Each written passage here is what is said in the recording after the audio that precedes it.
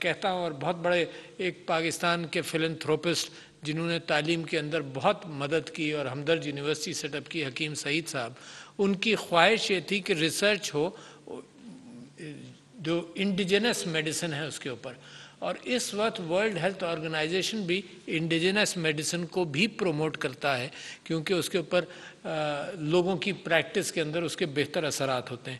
تو ریسرچ کے اندر ایک فیکٹر آتا ہے کہ rather than jumping to conclusions, اپنے ذہن کی انالیسس کی لمیٹیشن کی بنیاد پر ہم اپنے تعصبات اور اپنے پریویس ایکسپیرینس کی بنیاد پر ججمنٹس کرتے رہتے ہیں۔ تو ایک تھامس بائس ایک نام ہے جو کلرک تھا، اس نے بائزین اپروچ کی کہ اسٹیٹسٹکس کے ذریعے چیزوں کا وزن ہو رادر دین صرف اندازے سے چلے معاملہ۔ تو اب وہ ہر ریسرچ کی بنیاد بنتی ہے اسٹیٹسٹکس، اور اسٹیٹسٹکس کی بنیاد پر جو ریسرچ سے چیز نکلتی ہے تو لوگوں کو یہ بھروسہ ہوتا ہے کہ اس میں بات وزن کے اعتبار سے بہتر ہوگی کمپیئر ٹو جسٹ انیکڈوٹل کیفیت کہ جی مجھے اس دوا سے فائدہ ہوا یا اس کیفیت سے فائدہ ہوا۔ تو ریسرچ وہ راستہ بھی انسانی ڈسکشن کا طے کراتی ہے۔ میں سمجھتا ہوں کہ مجھے یہ بھی اندازہ ہے کہ پاکستان کا پہلی باہر کی منزل جو پاکستانیوں کی تھی وہ یونائٹڈ کنگڈم تھا پاکستان بننے کے بعد۔ اچھا، اور بڑا مائیگریشن بھی ہوا اور تعلیم کی بنیاد بنتی تھی، تعلیم کی بنیاد اتنی اہم بنتی تھی کہ جو میڈیسن کے اندر جو رائل کالج آف سرجنز اور یہ ان سب چیزوں کا جو انفلوئنس تھا وہ ہمارے پاکستانی انسٹیٹیوشنز میں پڑا، اور ہم نے اس سے ملتے جلتے انسٹیٹیوشنز بنائے۔ College of physician and surgeons of Pakistan وہ اسی کا ایک مرر ہم نے بنایا ہے کہ ہم اپنے یہاں بھی ایسے ہی انسٹیٹیوشنز بنائیں، اور اب بھی تقریباً 6000 طلباء برطانیہ کے اندر موجود ہیں جو وہاں پر مزید علم حاصل کر رہے ہیں۔ اچھا، ہمیں کیا چاہیے؟ ہماری یہ کوشش ہے، اور اس کے اندر برٹش کاؤنسل اور یونائٹڈ کنگڈم ہماری مدد بھی کر رہا ہے کہ ہم اپنے سسٹمز کو بھی امپروو کرتے جائیں۔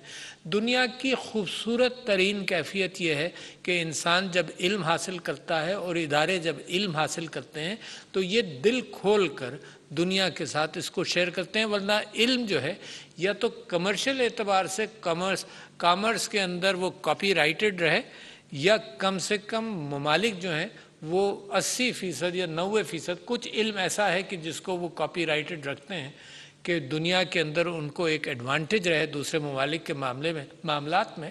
مگر میں سمجھتا ہوں 80-90% علم اب اوپن ہے، رہتا نہیں، چھپا نہیں رہتا، کھل جاتا ہے، ہر ایک کے دسترس میں ہے۔ اور ہماری یونیورسٹیز کا کام اب زیادہ تر یہ ہو گیا کہ راستے کھولتے ہیں، دروازے کھولتے ہیں، اور طلباء کو یہ بتاتے ہیں کہ اور دروازے ہیں، اب تم دروازہ کھولنا سیکھ جاؤ، کیونکہ اس بات کا امکان نہیں ہے کہ وہ علم ایک یونیورسٹی کے اندر 4 سال میں، 5 سال میں، ایون 10 سال کے اندر وہ علم امپارٹ کیا جا سکے۔ تو وہ جو دروازے کھولنے والا سسٹم ہے، میں سمجھتا ہوں اس کی بڑی اہمیت وقت کے ساتھ ساتھ بڑھتی چلی جا رہی ہے۔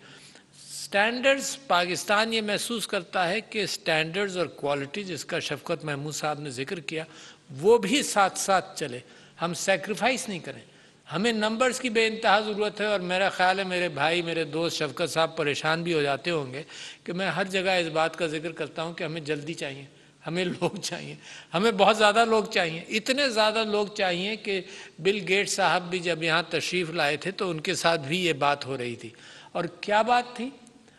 آپ نے یہ سنا ہوگا عام فہم انداز میں کہ data is the new oil. اچھا، مگر وہ تیل جو ہے وہ کسی مشین میں جاتا ہے تو وہ تیل استعمال کرتی ہیں گاڑیاں، انجنز وغیرہ۔ اسی انداز سے ڈیٹا اور انفارمیشن اس وقت، بڑے تعجب کی بات ہے، اتنا ہے کہ انسان اس وقت دنیا میں اس کا تجزیہ کرنے کے قابل نہیں ہے، اتنا ڈیٹا ہے۔ کون کرے گا اس کا تجزیہ؟ اچھا، پہلے یہ ہوتا تھا کہ ڈیٹا سٹوریج کا امکان کم تھا، اب اتنی سٹوریج میسر ہے کہ کوئی اہمیت نہیں رہی اب سٹوریج کی بھی۔ لوگ اپنی ڈسک ڈرائیوز وغیرہ کو صاف کیا کرتے تھے، اب وہ بھی نہیں رہا، اب آپ کے پاس اگر پورا ہو گیا تو کلاؤڈ میں چلا جاتا ہے۔ اچھا، مگر جس چیز کی ضرورت بڑھتی چلی جا رہی ہے وہ ڈیٹا اینالائزرز کی بڑھ رہی ہے، ڈیٹا اسٹریٹجسٹ کی بڑھ رہی ہے، اور آرٹیفیشل انٹیلیجنس جو بڑا فیشنیبل ورڈ ہے، اس کو آپ اس کو اس طرح سے سمجھ لیے کہ جب بجلی آئی تھی دنیا میں تو ہر انسان کے فزیکل ٹول کے اندر وہ بجلی لگ گئی. یعنی دیا تھا اس میں بجلی لگ گئی، کارپینٹر کا برما تھا اس کے اندر بجلی لگ گئی، ہر ٹول کے اندر. یعنی اگر کھاڑی تھی جس میں کپڑا بنتے تھے اس میں بجلی لگ گئی، ٹیکسٹائل ملز بن گئیں، سب چیزیں بجلی لگ گئی. اس وقت دنیا کے ہر کام کے اندر اے آئی لگے گی، ہر کام کے اندر، چاہے بازار سے سبزی منگانی ہو، ہر کام کے اندر. امیجن کر لیں کوئی ایسی چیز باقی نہیں رہ جائے گی جس کے اندر اے آئی کا کوانٹم نہ لگ جائے. تو لہٰذا اس کے باوجود میں آپ سے کہہ رہا ہوں کہ لوگ یعنی اتنے لوگ اور اتنے نہیں ہیں جو آج کے ڈیٹا کو استعمال کر لیں، آج کے ڈیٹا کو استعمال کر لیں. اس سے میرے خیال سے انسانی جو ہیومن ریسورس ہے اس سے آج بھی ڈیٹا 8 یا 10 گنا زیادہ ہے.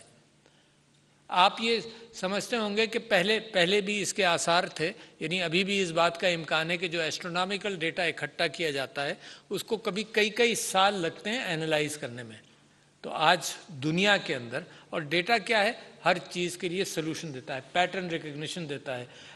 پیٹرن ریکگنیشن فیسز کا تو اب ہم سب جانتے ہیں، مگر فیسز کے ساتھ ساتھ سوچ کا پیٹرن ریکگنیشن اور آپ کی ریسرچ کے اندر پیٹرن ریکگنیشن وہ ڈیٹا کے ذریعے اور انالیٹکس کے ذریعے آتا ہے. تو لوگوں کی ضرورت ہے. کتنے لوگوں کی ضرورت ہے؟ میں سمجھتا ہوں کہ کوئی حد اور حساب نہیں ہے، کیونکہ آئی ٹی کا میں ٹریک رکھتا ہوں. تو آئی ٹی کے حوالے سے آپ کو بتا دوں کہ کروڑوں لوگوں کی ضرورت ہے ان دا نیکسٹ 5 ایئرس، کروڑوں کی. یعنی 8 کروڑ تو سائبر سیکیورٹی میں چاہیے. ابھی پرائم منسٹر صاحب چائنا سے جب واپس آئے تو ایک بات کسی نے مضمون لکھا جو وہاں تھے، انہوں نے کہا جی 1 لاکھ تو ہمیں اس فیلڈ میں چاہیے. اچھا، ہر ایریا کے اندر دنیا کو تو بہت زیادہ چاہیے، پاکستان کا ایک یوتھ بلج ہے. اچھا، اب یوتھ بلج کے حوالے سے ہم سمجھتے ہیں کہ بے انتہا ایڈوانٹیجز. میں نے آپ سے یہ کہا کہ اس وقت ہیومن ریسورس کی دنیا میں بہت زیادہ اہمیت ہے. ڈیٹا اب تو مشینیں اویلیبل کر ہی رہی ہیں.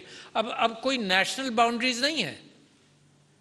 اگر یونائٹڈ کنگڈم کو اپنی انالیسس بہتر کرنی ہے تو اس کو ہیومن ریسورس چاہیے. ہیومن ریسورس اس وقت دنیا میں جہاں سے ملے استعمال ہوگا. There are no national boundaries for human resource any more. اب اس بات کا بھی امکان نہیں ہے کہ لوگ جائیں یو کے جائیں اور سروس پرووائڈ کریں. اب یہاں بیٹھ کر سروس پرووائڈ ہو سکتی ہے. تو لہٰذا جب آپ کا انپٹ ہمارے ہاں آتا ہے تو میں سمجھتا ہوں کہ ہماری وہ کیفیت بہتر ہو جائے گی کہ ہم اس یوتھ بلج کے میں کام کر کے اور اپنے نوجوانوں کو ہائر سکلز دیں، چاہے وہ انٹلیکچوئل سکلز ہوں چاہے وہ فزیکل سکلز ہوں. فزیکل سکلز ہم ان کو دینا چاہتے ہیں جن کے پاس انٹلیکچوئل ایبیلٹی، تعلیم ہم نے مڈل اور ہائر ایجوکیشن کی نہیں دی ہو تو ہم فزیکل سکلز کی بھی بات کرتے ہیں کہ ان کو سکلز مل جائے، اور انٹلیکچوئل سکلز کی بھی بات کرتے ہیں. اور بے انتہا یعنی آپ یہ سمجھ لیجئے کہ پرائم منسٹر یہ شفقت محمود صاحب کی مدد سے اور انفارمیشن ٹیکنالوجی کی مدد سے اور ان یونیورسٹیز کی مدد سے جو پاکستان میں ہیں، جب ہم نے ڈیجیٹل سکلز پروگرام لانچ کیا تو 22 لاکھ بچوں نے ڈیجیٹل سکلز پروگرام کیا. 22 لاکھ بچوں نے کیا.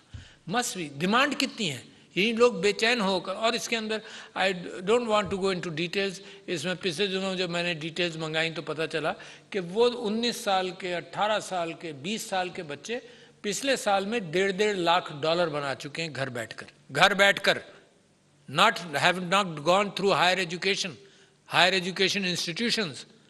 سو اس کا مطلب ہر لیول پر ہمیں افراد چاہیے اور جتنا ہم امپروو کریں. میں برٹش کاؤنسل کو اور یونائٹڈ کنگڈم کا شکریہ ادا کرتا ہوں کہ انہوں نے، جب میں ایم این اے تھا تو ان کا ایک پروگرام چل رہا تھا الف اعلان. مجھے اتنا پسند تھا، بہترین کام انہوں نے کیا کہ بچوں کی تعلیم کو سٹیم ایجوکیشن کی طرف لے جانا اور تعلیم کے اندر سیاستدان کا انٹرسٹ جنریٹ کرنا. کیونکہ ڈیسیشن میکر جب تک انٹرسٹ نہیں لے گا تب تک اس کا فروغ نہیں ہوتا. بلکہ میں تو اتنا سیریس ہوں اس معاملے میں کہ دنیا کے اندر ایک بہت بڑا گیپ ہے between technology and out reach of technology and the decision makers and the social decision makers of the world. Pakistan تو بھی اس کے اندر شامل ہے. تو میں نے اپنی جو 10 کتابیں میں نے اس سال کے لیے ریلیز کی ہیں، اس میں 3 کتابیں اس ٹیکنالوجیکل گیپ کو ایڈریس کرتی ہیں، جس کے اندر ایک ہنری کیسنجر کی بھی کتاب ہے اس کے اندر۔ تو میں یہ سمجھتا ہوں کہ یہ موقع اور یہ محفلیں اس وجہ سے ضروری ہیں کہ ہمارے ڈیسیشن میکرز کو احساس ہو کہ کتنا پریشر ہے۔ اور میں اپنے طلباء سے یہ کہتا ہوں کہ تمہاری اسٹیشن پر ٹرینیں لگی ہوئی ہیں خالی ڈبوں کی، تم نے سوار ہونا ہے، اس قابل اپنے کو بنانا ہے کہ تم سوار ہو جاؤ ہر چیز میں، not only in I T, everything, agriculture ہے اس کے اندر ہے، تعلیم کے حوالے سے بے انتہا اوپننگز ہیں۔ اور کیا یہ سب راستے کون کھولے گا؟ یہ تعلیمی نظام کھولے گا۔